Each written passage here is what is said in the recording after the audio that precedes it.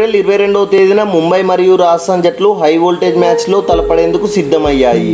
Most importantly ఈ match అయితే ముంబైకి ఒక రీవెంజ్ మ్యాచ్. ఈ సీజన్లో మొదటిసారి ఇరు జట్లు తలపడగా ముంబైని చిత్తుగా ఓడించింది రాజస్థాన్. సో ముంబై అయితే ఖచ్చితంగా ఈ మ్యాచ్లో గెలిచి రీవెంజ్ తీర్చుకోవాలని చూస్తారు. దీంతో మనమైతే ఇరు జట్ల మధ్య క్లోజ్ కాంటెస్ట్ని ఎక్స్పెక్ట్ చేయవచ్చు. ముంబై చూసుకున్న పాయింట్స్ టేబుల్లో 6 పాయింట్స్తో 6th పొజిషన్లో ఉంది. సో ఈ మ్యాచ్లో ముంబైకి గెలుపు ఎలా చూసుకున్నా చాలా అవసరం. బట్ అదర్ హ్యాండ్ చూసుకుంటే రాజస్థాన్ పాయింట్స్ టేబుల్ని శాసిస్తుంది. And Rajasthan also play off race బర్త్లో తమ స్థానాన్ని పదిలం చేసుకోవాలని చూస్తుంది. ఓవరాల్ ఐపీఎల్ హిస్టరీలో ఇరు జట్లు 29 సార్లు తలపడగా రాజస్థాన్ 13 మ్యాచెస్లో గెలిస్తే ముంబై 15 మ్యాచెస్లో గెలిచింది.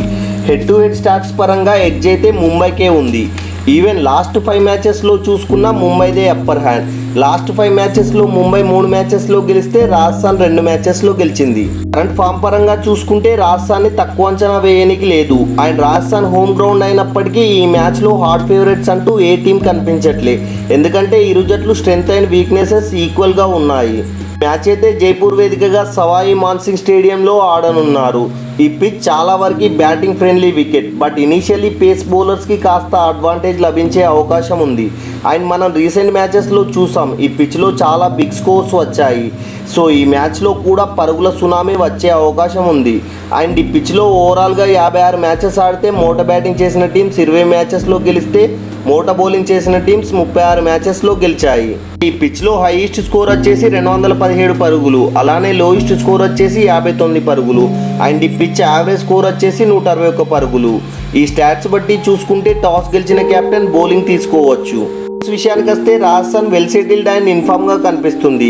అండ్ ముంబై బ్యాటింగ్ లైనప్ చాలా స్ట్రాంగ్గా ఉంది కాబట్టి రాజస్థాన్ బౌలింగ్ డెప్త్ని బలపరుస్తూ రోమన్ పవర్వెల్ ప్లేస్ని రీప్లేస్ చేస్తూ బర్గర్ ప్లేయింగ్ లెవెన్లోకి తీసుకోవచ్చు. కుల్దీప్ సేన్ ప్లేస్ని రీప్లేస్ చేస్తూ శుభం దూబే ప్లేయింగ్ లెవెన్లోకి వచ్చే అవకాశం ఉంది.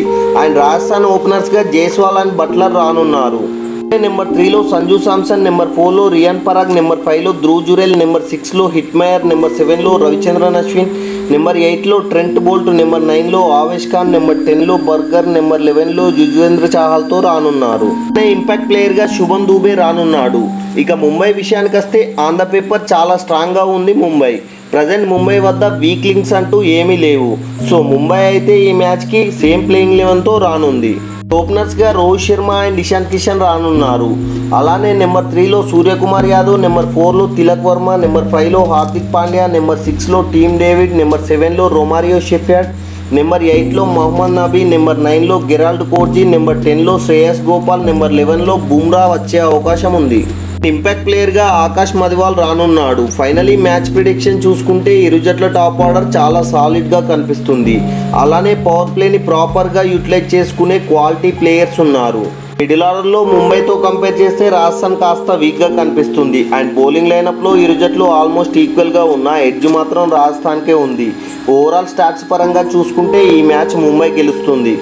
ఈ అనాలిసిస్ కేవలం నా 7 years ఆఫ్ ఐపీఎల్ ఎక్స్పీరియన్స్ బట్టి మాత్రమే చెబుతున్నా. మరి మీరే టీం గెలుస్తుంది అనుకుంటున్నారో కామెంట్ చేయండి. Thanks for watching. Please subscribe my channel. Have a nice day.